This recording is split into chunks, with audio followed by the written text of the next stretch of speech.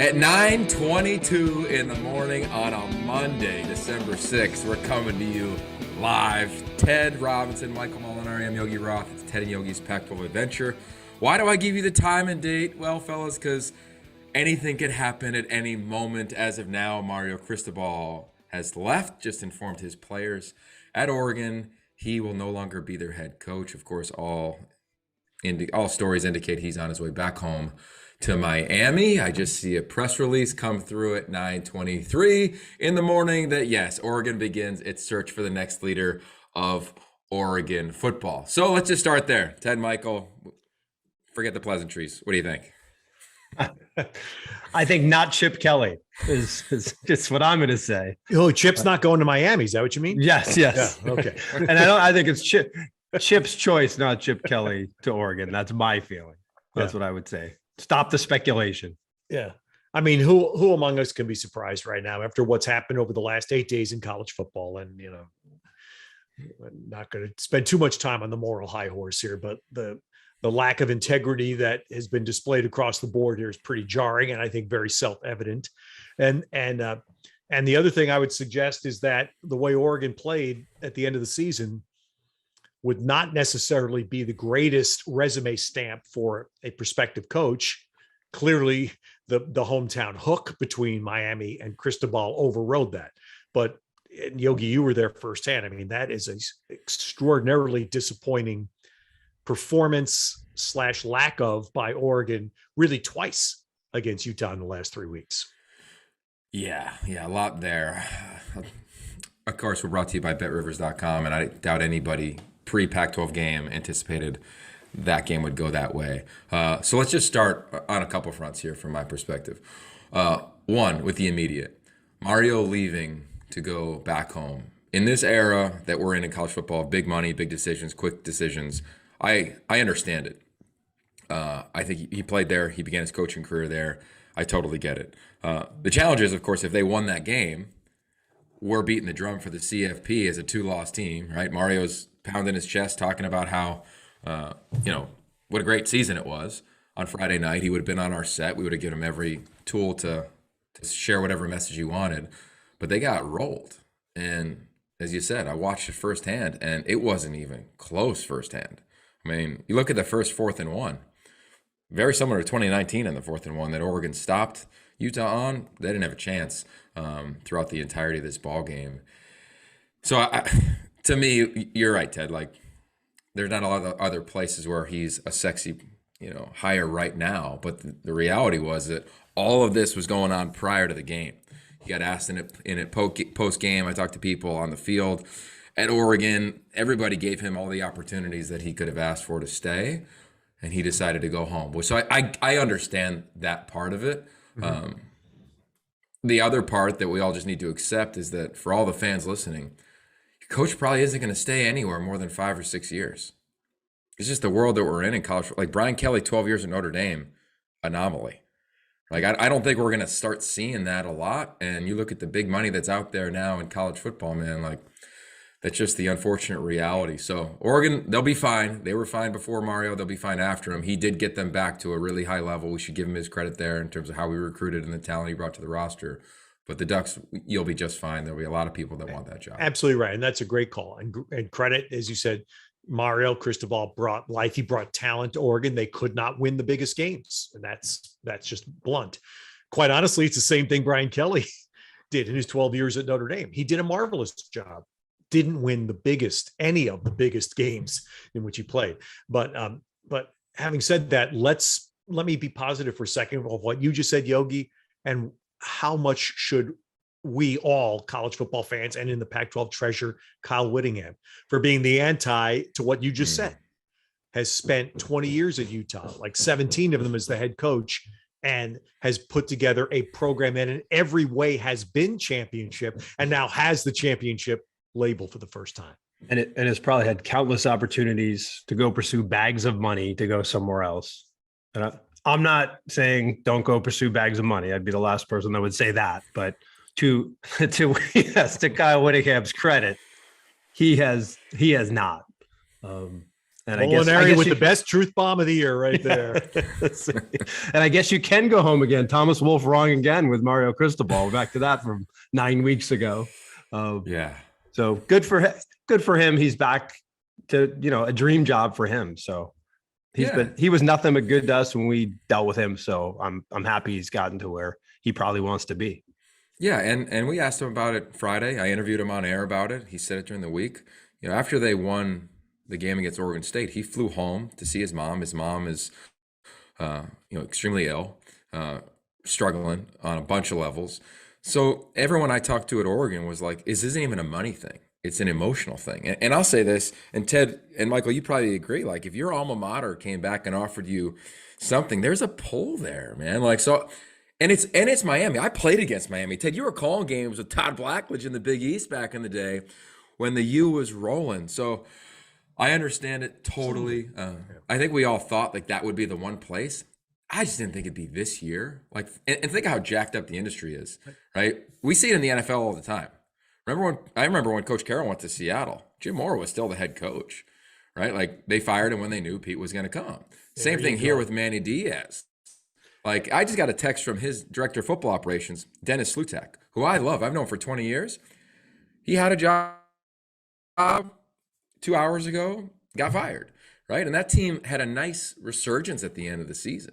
So a lot of people are going to be affected by this in Eugene that just lost jobs. Some will go, not all will go. People in Miami, few will probably stay. Most will probably have to find a new job. So part of it sucks all the way around. Like, that's kind of the industry. And for Mario, I wish you the best. I wish your family the best. I'm glad you get to be around your mom. Go crush it there. And that's kind of what I have to think about him, And that's great, Yogi. So before we spin it forward, but to finish on that point, as you said, absolutely. Well, Mario Cristobal did terrific. He's going home. We all get the emotional hook. Jay Billis put out a fascinating post last night when this was bubbling. The story was percolating, and he's a lawyer by trade, and Jay Billis has a soapbox from which to be the conscience of college sports. And he said, let me get this straight. A school that has a head coach under contract is negotiating with another head coach who's under contract to his school. And how does the NCAA spell integrity? And I'm paraphrasing, but that was the post. Brilliant. It was brilliant. That was it. And sadly, as you just pointed out, that's where college football is today. And these schools and the schools are every bit as guilty as the coaches themselves. They're all complicit in this lack of character, as I would phrase it, in these dealings. It's bookend. I mean, think about Texas, Oklahoma to start the season. We started with that and how that was completely unseemly. And now we're ending with a lot of coach things happening that don't seem to be the norm, I would say. And I'm going to spit one more thing out here, guys. So my key word, because we spent a lot of time last week, is everybody, even though it's not necessarily our conference, the Pac-12, was the Brian Kelly situation. My final words at the end of the week, the two biggest words: no one went with Brian Kelly. No one left Notre Dame. Huge statement there. Yeah. Well, what you guys just referenced was pretty compelling, right? Michael's reminder, right? Texas, Oklahoma seems like a decade ago, but clearly under the, whatever that phrase is, like under the cloak of darkness. Unseemly. Yeah. And then you have what we're talking about with Miami negotiating with another head coach while they have a head coach. But you know who can't do any of that? The players. They've got to enter the portal before they can talk to anybody, which we all know probably doesn't necessarily always happen, but players get crushed for it all the time. So let's just be really clear that college football on Saturdays, when we come on your TV screen, in between 53 and a third and 120 yards, it is awesome. It is bitching. It is the coolest thing going. Outside of it, it's gray. You are so smart, Mr. Roth, because your words have never rung truer to me than they have the last week. What you just said. How great is ball? Outside the ball, not so great right now. Ball is great. Yeah. Amen to that. Okay, so before we spin it to a great game, because we're going to talk about Utah, of course, What do you think? Like, what's your gut reaction of like, all right, I'm Oregon. I got all the resources in the world. I've just seen two coaches, right, leave. Willie Taggart left for his dream job after a season. Mario left for his. We've all said we have no problem with either one of those choices. Fine. You left, you went to your dream school, you get very few opportunities to do it. But before that, they had decades of institutional knowledge. Rich Brooks, Mike Bellotti, Chip Kelly, Mark Helfrich. Do you go back to some of that institutional knowledge? Like, I get the Chris Peterson fandom that everybody has. Not going to happen. He turned down LSU for like $11 million a year. He's done as of now. But do you go to Justin Wilcox, who played there? They wanted Justin to be the head coach after his first year at Cal, at Oregon, right? But he had that word used by Jay Billis, integrity. He didn't leave after a year, right? So, but do you go reach out to him? Of course, there's a ton of chatter around Chip Kelly going back. Jeff Tedford just said he wants to get back into coaching. Like, what do you? I've always felt Nick Aliotti should have been a head coach at Oregon. He interviewed for it, right? He's not going to get it. But what do we think? Wait a minute. First of all, I got to stop. Aliotti had a tie on the other night. I saw these pictures from the championship game, and Aliotti has a tie on. I didn't recognize him. Where did that come? Who, by the way, tied it for him? That was my question. Anyway, so let me throw this out here and see what you guys think. Given track record of what Oregon has done in recent years in both football and men's basketball, let's just say the two marquee sports there, when they've had an opening, they've swung for the fences. They hit a massive home run with Dana Altman on the second swing because they held the job for Brad Stevens, who was a Butler then. Brad Stevens passed. I'm going to throw a name out there that I'm going to wonder if the power at Oregon will make that call. Luke Fickell. And now Luke Fickell passed on USC. I've had pretty good deal that, it was just a thing. And Luke Fickell said, a la Chip Kelly, who we've spoken about how much we admire Chip's stance. Luke Fickell said, I'm not talking until my season's over. Well, the season's not going to be over for a month now. I just wonder if Oregon takes that swing and think about this. Charlie Weiss. Now it's 16 years ago when this happened. So I admit that 16 years ago, but Charlie Weiss took the job at his alma mater and he stayed with the New England Patriots through a Super Bowl. Remember, and he recruited from Foxborough and he did press conferences from, I forget where the Super Bowl was that year. So it's been done. I'm not suggesting that's the norm or the way Oregon would want to go, but I just wonder, I'm just throwing that out there and saying, I wonder if they just take the swing as Oregon has done in the past and go for the biggest name out there right now would be Luke Fickell. A place, by the way, where, and I've been told this by people who know him, that the only way he would leave his comfort zone is to win a national championship. Now you can make the argument he has a chance at Cincinnati. Yeah. I mean, that's a fair argument to make. I understand, but at Oregon, you really have a chance, right? Yeah. If he's going to make you wait till the playoff is over or till at least they're out of the playoff, I think that could be a huge risk to take. Yeah. Now, yes, if you can get some information beforehand, which is, possible, then less of a risk. And I know, to me, it's just you can't hit a home run if you don't swing for the fences. So I'm just like I said, it's just is Cincinnati a Nike school, Yogi? They are now. Yeah. Yes. Yeah. So. Yeah. Well, big reason why he stayed. I talked to the head coach of a quarterback commit they got. He's an Elite 11 kid. And the minute he committed, I think I talked about it on this pod. I was like, whoa, why? He's staying? This kid could have gone anywhere. And I was pushing a lot of our schools in the PAC to go after him. And they said, no, the influx of Nike money, once you get to the Big 12 and the resources they're going to get, they think they can win. And where they're located recruiting wise, it is different, than Ohio State because it's a different league. And they're like, he wants to stay. So yeah, who knows? I'm with you, Ted. Like, do you wait on some guys in the NFL? Like, Oregon is sexy. Oregon is big time. Oregon.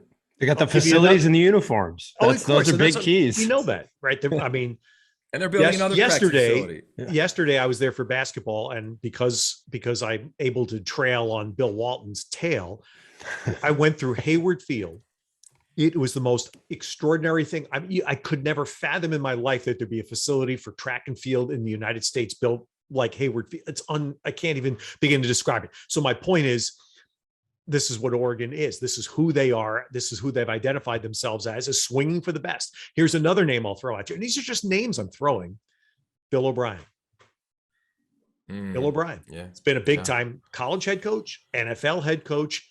Of course, he goes back to the fired football coach's new home is Alabama. And he looked pretty good, Bill O'Brien did Saturday, huh? Yeah, he did. Yes. And if you're Oregon and you can pay the market rate with the great facilities in Eugene, which is a fabulous place to live, they clearly can recruit there. They've proven that. Take a swing at Bill O'Brien. I mean, again, these are things I'm just throwing off the top of my head, but it goes off of Oregon's track record. They have never bashful. They've never shied away from swinging big.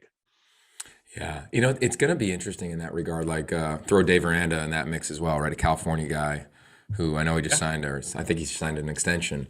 But with that said, Mario Cristobal, the best thing he did was, and I felt this, he out-hustled people on the road in recruiting. I mean, their staff was relentless. Talk to anybody who coached for him. They're like, I got warned. Like, he wears you out, right? A lot of very similar comments to Nick Saban. This isn't a negative thing, but you are pushed and pushed and pushed. Recruiting is relentless. That's how they got the Cali flock, quote unquote, led by Kayvon Thibodeau and all the kids from Southern California.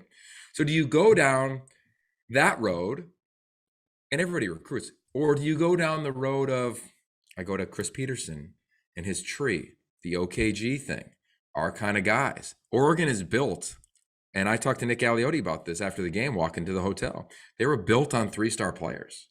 There's a lot of 4 and 5-star players on the field that did not look the part against Utah. I did a breakdown of 4 versus like star rankings between Utah and Oregon. Double the amount of 4-star players in the 2 deep for the Ducks compared to Utah, right? So you go down to find players that you can develop that have a different type of chip in this era. It's just different. It just is. And I'll tell you what else Oregon, in my view, is I'm gonna harp on this point, but I think it really shined again on Friday night in the champ game. Other than Justin Herbert, that position has not been good for them since Marcus Mariota. And they whiffed again this year. I mean, Anthony Brown had moments, and I'm going to give him full credit for the moments, but it wasn't there game to game. And certainly, my gosh, Friday night, Cam Rising was, Cam Rising was terrific and lifted his team. And I guess that's where I'm going with this. You never got the sense Anthony Brown could lift his team this year. Here's the thing that I'm going to piggyback on that, guys. They haven't developed a quarterback. It's not even just that, like, you could say they whiffed or they didn't whiff. It's been Dakota Prukop, transfer portal. Vernon Adams was electric, transfer portal. Anthony Brown, transfer portal, right? Tyler Shuck was the guy they recruited. They started. His confidence was shattered. Burmeister left, starting at Virginia Tech, right? Just look at they recruit 4 and 5-star quarterbacks every year. I see them all. Robbie, like they're on the roster. They're just not playing.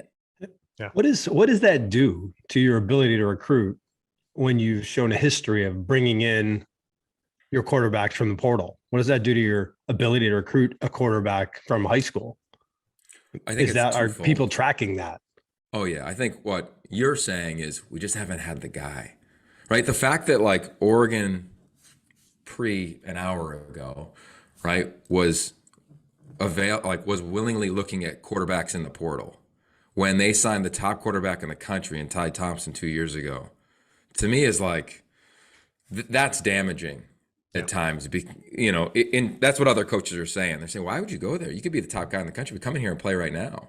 Now, Oregon is saying, hey, we just want, maybe he wasn't good enough or he hasn't developed like we saw. The guy's bust as well, right? It's not like every 5-star has panned out. So I think there's a narrative that's pseudoly accurate on both sides, but I am a fan of this, and I will say it with 100% certainty, in my opinion, the programs that bring young players in and develop them, and I think Arizona is going to do this. Jed Fish, we talked to him last week after doing their game. 11 states in 5 days. Arizona State hitting the portal. I think the portal will allow you to be patchworky, but I don't think it'll allow you to develop a real culture, because these young men that are coming in, they're not in the NFL. They're not 25, 28, 32 years old. They're 19, 20, 21. They still don't have it figured out. Their answers might be great when they get on a podcast or get interviewed, but I talked to enough of them. You talk to enough. The insecurities, the curiosities, the development of their own minds is still going on. So for the teams that think they can patchwork it together at a bunch of positions, I think what you're going to lose is like the heart of your team. How do you patchwork quarterback? That's the position, right? I mean, I'm sitting here listening to that, Yogi, and that makes great sense. And I'm saying, how do you do that at quarterback, the most important position by far on your team? And I have a feeling, and I can't verify this, but you guys chime in. To me, it's the Minshew effect. I mean, I think what Minshew did it was fabulous for Minshew, fabulous for Washington State, but I think it's caused this. Well, we could do the same thing. It's not the way to go, not at that position. Yeah. I'd say, Yogi, you can't develop a culture using the portal. I would argue you might develop a culture using the portal, and it's not the culture that you want. Yeah. And well said. Now, Minshew was an exception because everybody loved him. Yeah. So you bring in a guy, it's really hard to bring in a guy that can do the job, plus come in and somehow rally everyone around him. I think he was a anomaly that we got the chance to really do a few of his games, and it was awesome, but it's a pretty rare situation. Someone can come in and do the job and win the team over from the portal. Yeah, well, let me say two things on that. One is everybody saw Gardner Minshew and his dad embrace after the game, I'm sure. And instantly I thought to when we had him mic'd up for the Stanford Wazoo game. And if you go back and watch that game, there's no audio of Gardner's dad because his language when he was mic'd up couldn't go on television. But I'm sure Michael loved it in the truck. HBO. Yeah. So in other words, he sounded like Molinari does in the truck. Is that what you're saying? Exactly. It was similar. Exactly. Eerily similar.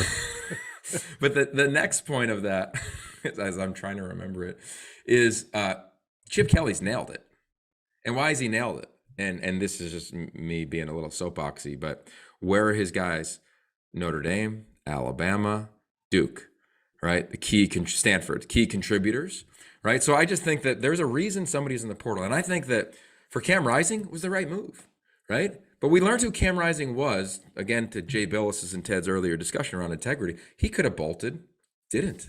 I interviewed him after the game at the 50 on midfield, and he said, it's a year and 1 day since I had surgery. What a journey, right? Could have bolted, didn't. So I just think that each case is different, but it's going to be, you can't blame a coach for thinking, I'm going to go win in the portal, because you can get guys that you know how they play because you see them on film. Right. What you don't know is who they are, and they didn't come up. It's like when you hire assistant coaches. I learned this from Coach Carroll. He would always say, I'm not bringing in people from the outside because they're going to come in with their own philosophy.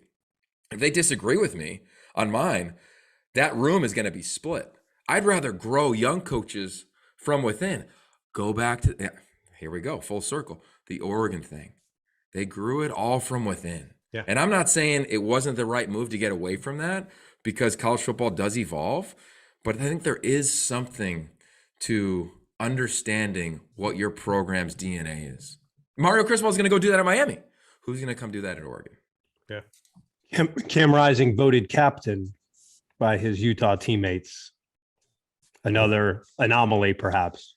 Amen. Preseason. All right. So before we move on to our next topic, let me tell you a little bit about our partners over at BetRivers Sportsbook. If you haven't signed up with BetRivers yet, now is the time. They're offering still a $250 match bonus for your first deposit. But what sets them apart is that they require just one playthrough to turn your bonus into cash money. They have a new Rush Pay instant approval element, so withdrawing your winnings is safer, more secure, and more reliable. So with football season kicking into bowl season, get in on the action. Go to betrivers.com today. Download the BetRivers iOS app. You must be 21 years or older. If you have a gambling problem, please call 1-800-GAMBLER.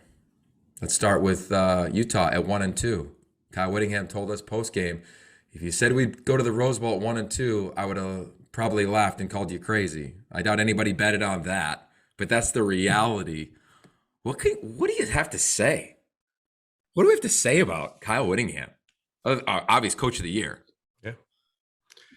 Well, I'd say this. I would think Kyle right now would jump up. There are two schools right now that would jump up, and if we could get the CFP expanded to 12 teams right now, they'd be ecstatic. One is Notre Dame, and the other is Utah. There's two teams that played November. They played their best football in November, and Notre Dame fell one spot short, and their schedule wasn't. Notre Dame, by the way, got really hurt by the Pac-12 this year. USC and Stanford. It really hurt Notre Dame. But anyway, Utah playing great football at the end of the year. That's, my gosh, if they could get in.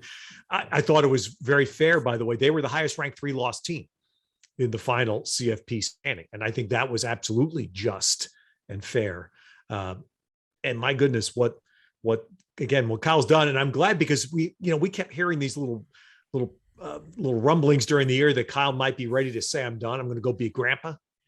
And he pretty much shot that down. I'm assuming he did when you must have spoke with him in Vegas, Yogi. Yeah, I didn't ask him that question at the time because he was having so much fun that I'm going to be at the Rose Bowl for the Pac-12, and I'll definitely be one of my questions post-game, hopefully after a win over Ohio State. But I don't see him going anywhere when you look at this team. I think 19 of the 22 guys in the 2 deep are coming back or have a chance to come back. Outside of Devin Lloyd, we know he's gone. And Yogi, you say going anywhere, you don't just mean retirement. Yeah. Well, look, you never know these days. Yeah. Yeah. Seriously. What do you think? Well, Utah was one of the first teams I ever was a producer on way back in the Versus days. And the amazing thing about Kyle Whittingham, and over those probably 18 to 20 years, his approach has not changed one bit. And I'm not saying he hasn't evolved strategically, but the way he approaches the media, the way he talks to his team, he's been consistent for 18 years. And no surprise, A, the success he's had long haul, and B, the way this team was able to turn around when things started slow, because you had the leader of the program probably not wavering in any way, even though they had a bad start. And they had that confidence and that stability from him to kind of build on that and turn it around. All right, let me throw this out at you guys. So Utah's been good for a while. Tavion Thomas becomes a terrific running back this year, right? They've had pretty good running backs. They've never been short on that. Devin Lloyd, I think, was best defensive player in the conference this year. They've had good defensive players. What's the position they haven't had in Kyle's tenure? What's QB? That's been the position. And so what turned it around? What made them a champion? Cam Rising. Yep. Amen. Amen. I mean, to me, we don't have a vote, the media vote, or the coaches vote for players of the year in the league, just so everybody at Utah understands that. But I would vote Cam Rising, offensive player of the year. Yeah. He turns them around. They go 9-1. They average almost 40 points a game, almost 460 yards a game. They average almost 6 yards a carry. They gave up 6 sacks since he became the starter. That means that the O-line loves him, but he also knows when to get rid of the ball. Exactly. He's also a threat. How about his stiff arm twice against Oregon? This dude has the it factor, which I will define as when you walk into a room, people feel your presence and you make them better. This dude makes everything around him better. And to your point, they haven't had that. They've had awesome competitors. Travis Wilson. They've had incredible quarterbacks who've developed. Tyler Huntley starting an NFL game. But they haven't anybody that can deal like this guy and can run like this guy and commands like this guy and doesn't run when it gets hard. Like and I think for Kyle Whittingham, I'm in a big debate with a lot of our friends and this podcast community that we're on. And Friends? The debate is coach of the year. Yeah. George Whitfield hosts the Saturday night show. And we got into it yesterday in a healthy manner of coach of the year. And he's a Tucker guy. And I said, I get you. I get the turnaround. I get the bringing in guys from the portal. I get the Harbaugh thing for sure. It was awesome. But none of those guys had to deal with the death of 2 players. And I asked Kyle Whittingham post-game, I said, Coach, when it was quiet and you were by yourself and you knew you were about to walk into a team room to talk to your team, like, how did you figure out what to say? And he looked at me and he paused. He said, there's no handbook for that. I had to just trust everything that I built up in my football life and my collective life to give me the tools to guide these young men in the most trying times of their, and quite frankly, my life. I'm paraphrasing here. And that's where I just say, in addition to having the guts to pull the plug, to say, let's change a quarterback and let's go with this scheme and let's stay with this offensive line and let's not go crazy and let's not fire a coordinator, right? Like we've seen all those crazy things happen over the course of recent college football. Just as football stuff is in consideration, but the other stuff, having to bury a player in the season, like I don't know in my lifetime if I'll see a better job from a head coach. And I hope I don't see one that has to manage things like this. I bet you he was consistent, Yogi. He didn't change, and that's why everybody got behind him. Let me tell you something. Utah's been in the conference. They had a rough stretch the first couple of years. They were in the 12. I think it was 5-7 twice, maybe. And I forgot about that. I went back and looked, but for about 7-8 years running, they have been tremendous. And what I was going to say was Utah football has been a tremendous asset to the Pac-12 conference. Tremendous. Amen. And I wasn't, you were there, Yogi, but I'm sitting at home watching on television, and all I see is red in the stands. And all I hear are Utah fans. And I know Oregon fans were there as well. I understand.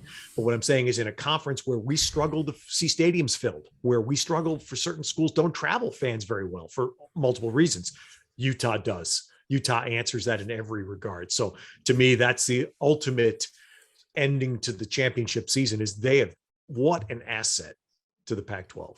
Bro, I walked into the stadium on Thursday. It was a Friday night game. And I got the chills with no one there. And when I walked down to the field in pregame and saw it filling up, and Utah was right in front of our set, and it was awesome when Nigel and Aliotti picked Oregon and I picked Utah, and they went crazy and booed those guys. It was hilarious. But you felt, I would imagine it felt like the SEC championship game or the Big Ten, the other two that really fill it up. And I looked around and I put it out on social media of like, get put on notice, like the Pac-12 going to Vegas.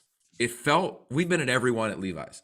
This one felt like a championship, right? Even with Marcus and Arizona and Scooby Wright, like the lower bowl was full.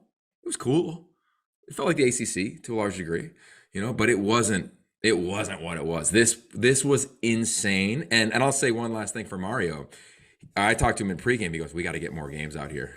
I said, yeah, why are you going to Atlanta next year? Oregon plays Georgia to start the season. It's a home game in Atlanta. Nah. I got to imagine the Pac-12 puts a hard stop on any of those games. We'll see you in Vegas. Okay, speaking of Vegas, Arizona State's going to Vegas. They're playing Wisconsin. I'll give you the bowl rundown here. The LA Bowl, Jimmy Kimmel Bowl, Oregon State gets Utah State. Utah State beat Wazoo to start the season and rolled San Diego State to end the season. And I think it's since 2013, Oregon State hasn't been in a bowl game. Awesome turnaround. UCLA goes down the road in the Holiday Bowl against Devin Leary and NC State. Dorian, we still don't know if he's coming back or not. He's kind of putting all these cryptic things out on Instagram. We'll see. Alamo, of course, Oklahoma, and Bob Stoops against Oregon, and we'll find out later today who's going to be their interim head coach. I referenced Vegas. No Rashad White. Sun Bowl, Wazoo and Miami. We've seen this before. Remember, it was like snowing and it was Leach against Miami. It was a weird game a couple years ago. Mario Cristobal, I'm sure he'll get interviewed in that game. That's just kind of interesting. Jay Dicker, now the full-time head coach. That seems like a decade ago, and it was a few days ago when he got formally introduced. And then the Rose, Utah, Ohio State. Where do you want to go? Like, we'll preview them all eventually, but like when you saw the lineup,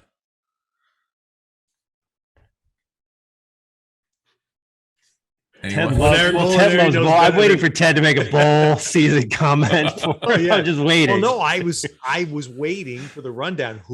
Because, by the way, two things. First of all, I'm not sure. Is there a Milk and Magnesia Bowl, or did we miss that one? We're not. The Pac-12's not coming. No weed whacker or either. Ted. But I was really ecstatic because Michael knows well my love of the bowl season, and that.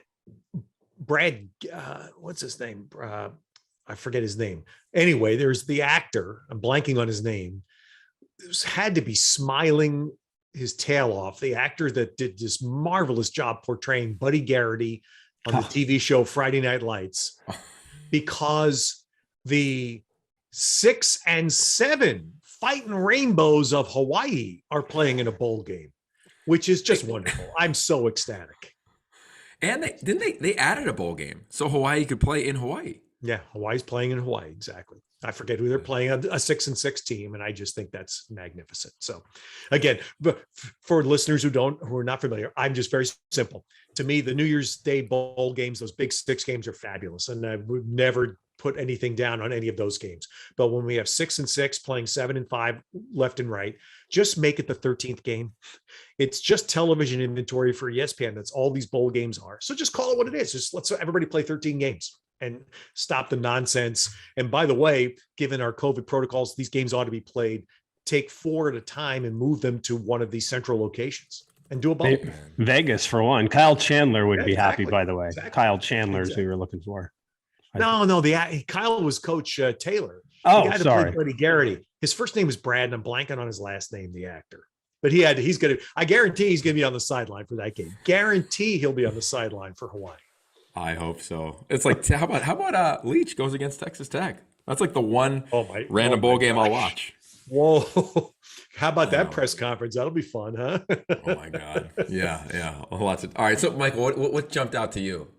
Well, I mean, the obvious is it's always the one is the Rose Bowl for sure. That I want to see, can Utah, finish it off, and I'd love it. How great would it be for the PAC to get a win over Ohio State? That's the one without question I'm going to watch. I think I'm intrigued a little bit by Oregon, Oklahoma for sure, and ASU in Vegas is another one that kind of jumps out at me. Those are the 3 that I was like, that's a tough time, though. I think there were some complaints about 7:30 local in the middle of the week or something. But if you're a fan, you're going to watch. I've got to say, by the way, Bill Walton told me this. I didn't know that UCLA's game is going to be played at Petco Park, the Padres home, which I think is cool because we've seen other places where bowl games have been played in baseball stadiums, and they're not designed for football. They're not going to be great football stadiums. For a one-off, that's fine. I think it's going to be cool. And Petco's beautiful. It's a great place. And I'm happy if San Diego continues to want to be the host for a bowl game. I'm glad it's in San Diego and not in Carson. Yeah, amen to that. All right, I'm going to give you a quick rundown here on these games. For Utah, we talked about it last week. I understand your ranking was not reflective of who you were last week. I don't even know if it is currently, sitting at 11 outside the top 10. But let's just rewind it to Sam Darnold and those USC Trojans. 2016, he gets named the starter 3-4 games in. They win the Rose Bowl first day of 2017 against Penn State. SC is a top 5 team. Utah, they beat Ohio State. They'll be a top 5 team. And they will have so much juice. And Cam Rising will be a Heisman candidate heading into next season. And Utah will be at a place they have not been at in a long time. And they open the season, I think, in Gainesville against Florida down there. So Utah football, you are 4 quarters away from a place you have never seen. And I think this game is going to be everything we anticipate it to be. So I'll go with that. Next one, UCLA. Let's give some context. Chip Kelly's got a chance to win 9 games. It's kind of just the sentence. They got a chance to win 9 games. Against who, how, whatever. They got a chance to win 9 games. And they get to go down the street. I'm going to take Zane down on the train. I can't wait to go to this game. It's going to be fun. So I'm excited for that one. The one I might be most curious about is Arizona State. Chip Trainum's in the portal. Rashad White's not going to play. Jaden Daniels said he's coming back. What's going on? Is there going to be staff changes? Like, this team needs to show up against a team that we know will show up. We all know Paul Christ from a variety of different backgrounds. Graham Mertz, we know what he can do there. This team's going to come out and it's going to be physical, and they're going to hit him in the mouth. I want to see what is Arizona State football. Right? Think of 4 jobs open this year, guys. As the season went on, I'm sure at betrivers.com, Arizona State, if there was one in the Pac-12 that possibility of a change, didn't happen. Good call. Right? So I want to see that. I want to see a consistent Arizona State team against Wisconsin. And Yogi, that's a great summary of that game, because that's exactly right. And look, we just saw a game in our conference the other night where USC and Cal played the postponed game. And from every, I did not watch any of it, but from every report I've read, USC didn't show. And who's surprised by that? So you're exactly right for ASU, because Wisconsin will come out and hit you. Yeah. Yeah. Amen to that. All right, real quick. Ted, you and I voted on our Heisman. If we had a vote for a player of the year in this league, where would you guys go? Offense, defense? I'm going to assume we all agree on Kyle as coach of the year before these awards are going to come out tomorrow on Tuesday, PAC-12.com. All right, Michael, you go ahead. Well, I think it's a Utah sweep. I mean, Cam Rising offense now progressed the entire year, and Devin Lloyd made the big plays. I mean, that pick six was the moment of the championship game. And it's not like he's just had a moment. He's had an incredible season. So, yeah. I mean, I think it's hard to argue with those two, but you guys may try. I will. And you're surprised? No, I already said Devin Lloyd to me was the best defensive player in the conference this year. My offensive player of the year is Drake London. And I don't think an injury should, and it's easy to forget, injury should not penalize him. He was the dominant player on the football field when he was on the field. Everybody in the stadium knew the ball was going to him, and he still made plays. He was extraordinary. And if he not been hurt, he would have probably broken all kinds of records. So that would be my offensive player. In fact, Drake London was even to the end, was in my radar on my Heisman vote. Yeah. He was that good. To me, he was that good. I think he still has more catches than any of the other candidates that are invited to the Biletnikoff, right? But he didn't get invited. Yeah, I'm with you. I'm excited to see what he decides to do coming off that injury. I assume he'll go to the NFL, but I don't think he's made any official announcement. We'll have a lot of stuff to talk about next week, but we got to talk about, we're going to get to Michael's moment. I can't wait to see where you go in your humanity moment of the week after the champ game. But before that, if there is something that's preventing you from achieving your goals or interfering with your happiness, we have a place that could support you. Let me tell you about BetterHelp. BetterHelp.com. It's professional help done securely online. It will assess your individual needs and match you with your own licensed professional therapist to allow you to connect in a safe and private online environment. It's so convenient you can start communicating in less than 48 hours. BetterHelp, it's not a crisis line. It's an avenue to accessing professional therapy without having to sit in an uncomfortable waiting room. BetterHelp has licensed professionals who specialize in depression, stress, anxiety, as well as relationship and grief counseling. You can manage or message your counselor at any time and get timely, thoughtful responses. Plus, you can schedule weekly video or phone sessions. Find the particular expertise you need online and do not limit yourself to only counselors who are located wherever you live. Do it in a manner that's also more affordable than traditional offline counseling. And financial aid is available. So many people have been using BetterHelp that they are actually recruiting additional counselors in all 50 states. So if you want to start living a happier life or going through some challenging elements in your life, join in. And as a listener, you will get 10% off your first month by visiting betterhelp.com/yogi. Join over the 1 million people who have taken charge of their mental health. Again, that's BetterHelp, HELP.com/yogi today. And I'll tell you what, guys, I was thinking about that during the champ game.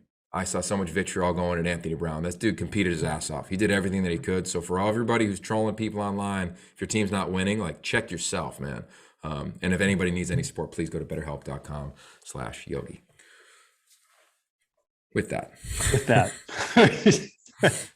I thoroughly endorse that, by the way.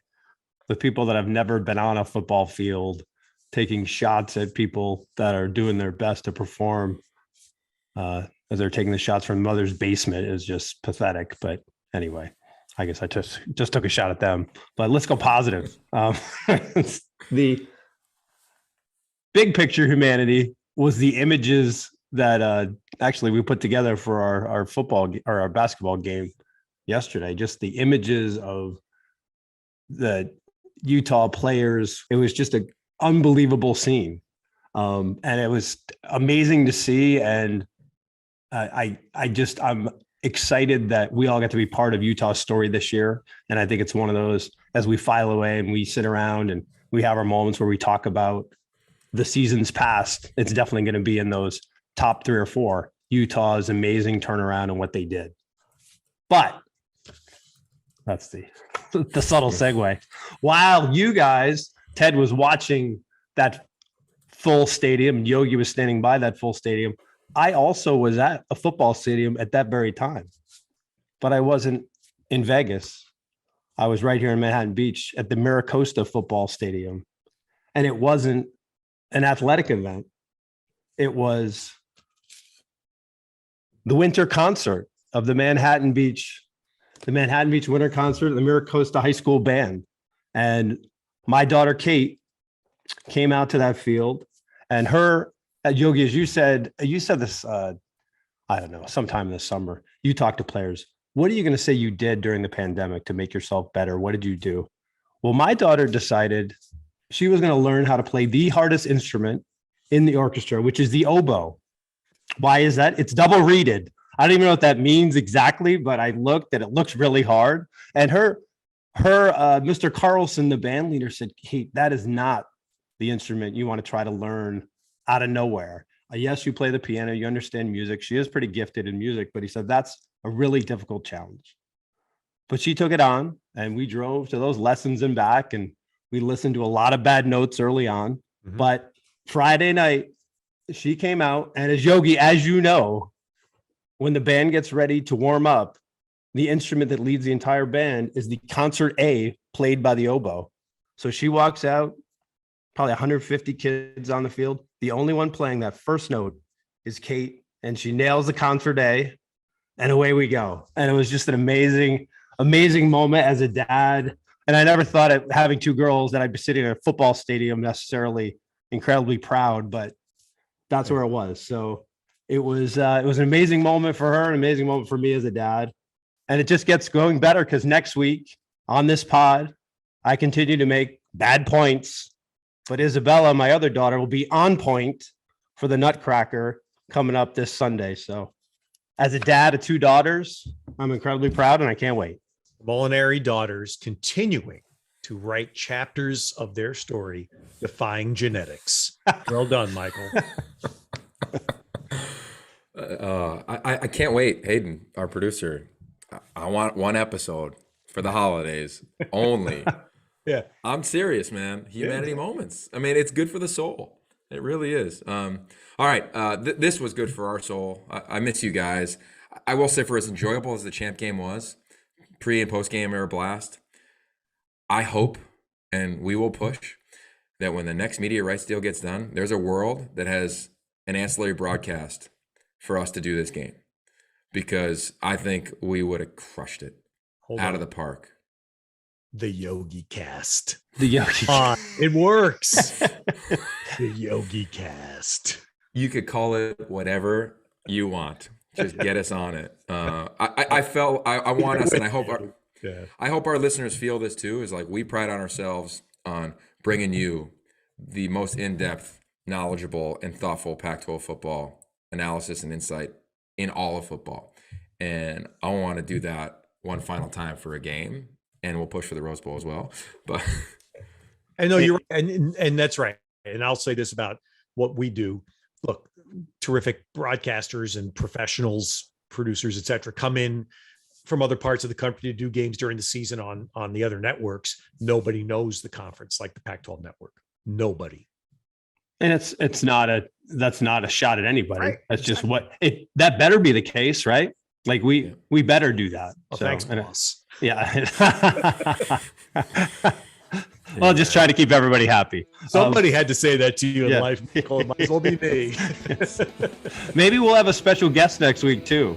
So you might want to stick around for that next week. Who knows? We'll see. Amen. All right, fellas. Lots of love. Enjoy basketball. You keep doing it, and hopefully the football news dies down. But I got a feeling it probably won't. Talk to you soon. Stay safe. Thanks, everybody. Peace.